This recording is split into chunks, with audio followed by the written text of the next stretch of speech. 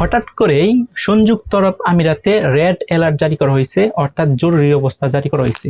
এখন কেন হঠাৎ করেই সংযুক্ত আরব আমিরাতে রেড অ্যালার্ট বা জরুরি ইমার্জেন্সি পরিস্থিতি জারি করা হয়েছে?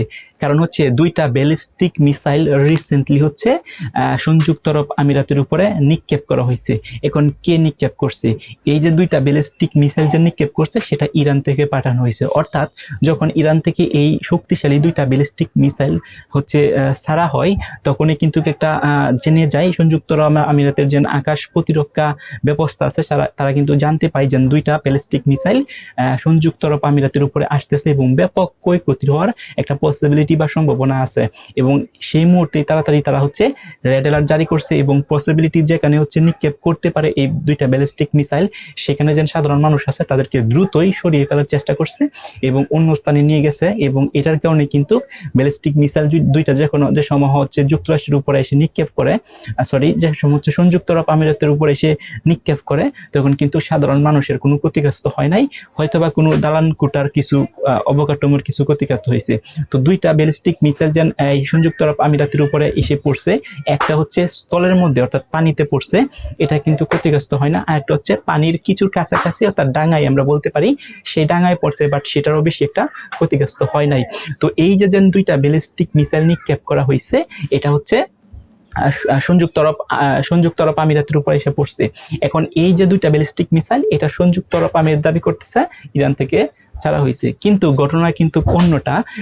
ইরান অর্থাৎ তেহরান থেকে যে বিবৃতি দেওয়া হয়েছে সেখান থেকে স্পষ্ট করে উল্লেখ করা হচ্ছে এরকম কোনো ব্যালিস্টিক মিসাইল নাকি সংযুক্ত আরব আমিরাতকে উদ্দেশ্য করে তারা নিক্ষেপ করে নাই, এবং তারা ডিনাই করে দিচ্ছে যে তারা কোনো ব্যালিস্টিক মিসাইল নিক্ষেপ করে নাই। তাহলে প্রশ্ন হচ্ছে এই দুইটা ব্যালিস্টিক মিসাইল কোথায় থেকে আসলো? এখন হয়তোবা এটা হচ্ছে দুইটা যে ব্যালিস্টিক মিসাইল আইসা পড়ছে সংযুক্ত আরব আমিরাতে, সেটা হচ্ছে যেহেতু ইরানের সাথে হচ্ছে যুক্তরাষ্ট্রের সম্পর্কটা একটু বেশি ভালো, এবং হচ্ছে ইরান কিন্তু এখানে এটা হাইড করেও রাখতে পারে। কারণ ইরানের সাথে কিন্তু কিছুদিন আগে আপনারা জানেন যে সংযুক্ত আরব আমিরাতের একটা জাহাজ হচ্ছে হরমুজ প্রণালী দিয়ে যখন আসতেছিল, তখন কিন্তু ওইখানে মানে অ্যাটাক করছিল।